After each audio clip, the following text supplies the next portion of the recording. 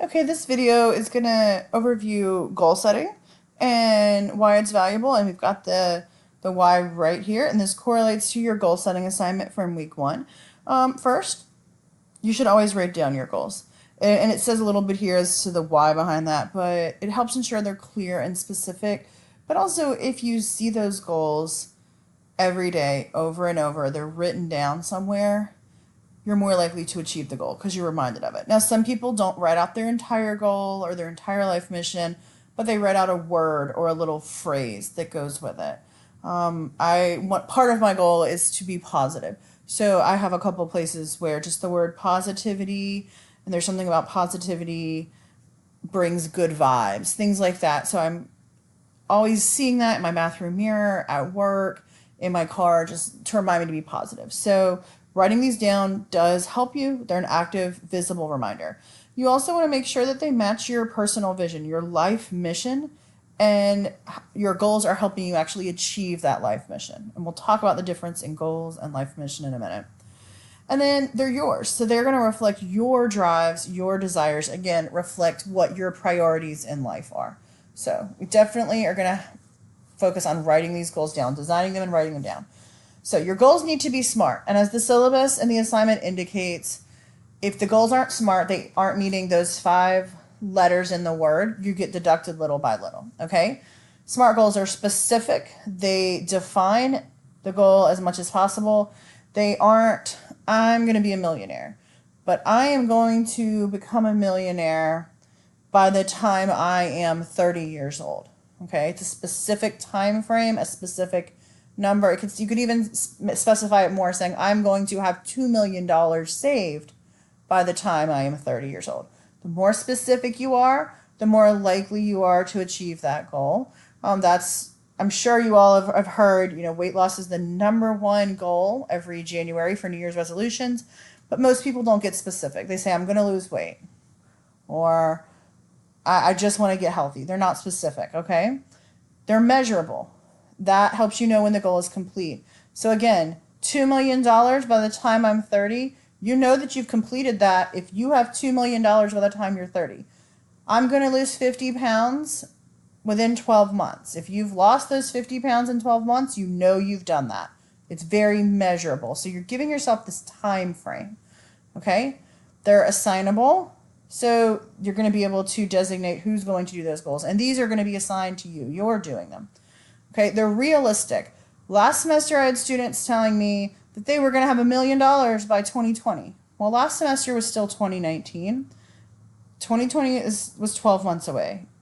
Unless they have some kind of magic going on, that's not a realistic goal, okay? So you want to make sure it's attainable.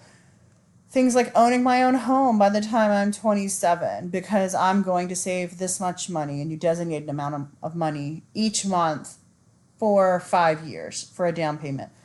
That's a realistic goal, okay? And then they're time-based. Again, you know when they're going to be done, okay? And I like this statement here that it needs to be aggressive yet realistic. If you give yourself a 10-year time frame to lose 50 pounds, you're not really going to be that motivated, okay? So you want to be focused on that. If you are trying to find a new job for the fall, maybe in the month of August, you're going to put in 4 applications per week and make contact with those 4 companies each week as well. And you're going to have a job secured by the end of August. That's an aggressive time frame, but it's also realistic. It's not impossible. Okay?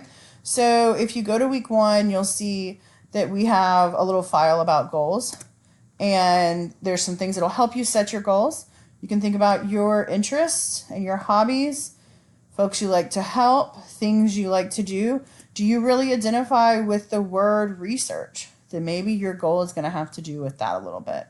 And then some of your career values. Is it important to you that everybody's going to know who you are and that you're the one doing that research by age 30?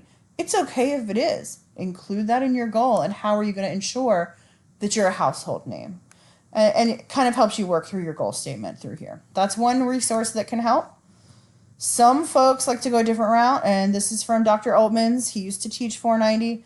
I'm not going to go through this word by word, but it helps you narrow down your goals by thinking about your life mission. And I really think that would be helpful to you all. I found that my students got more out of this in summer session 1 than they did in the spring semester because we focused more on life mission. What do you value in your life? Do you want to be surrounded by family and you want people to know you for being a family man?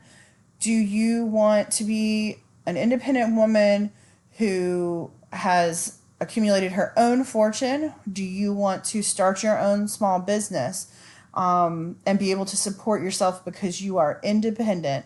What are your core values? And you can think about that as far as the big picture.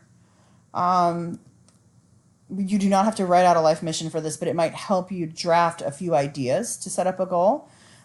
You could think about, what's your passion? For me, education surrounds everything I do, even at home. I really focus on that. That's a true passion for me. So that's something that my life mission and all of my goals are going to be centered around.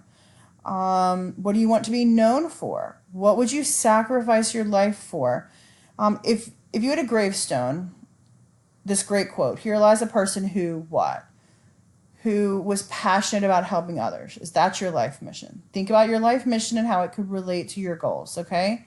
This is also going to relate to company missions, but there's some good missions here and visions for you to think about if you want to frame your own. But again, you don't have to for this assignment. These are some good samples of personal life missions.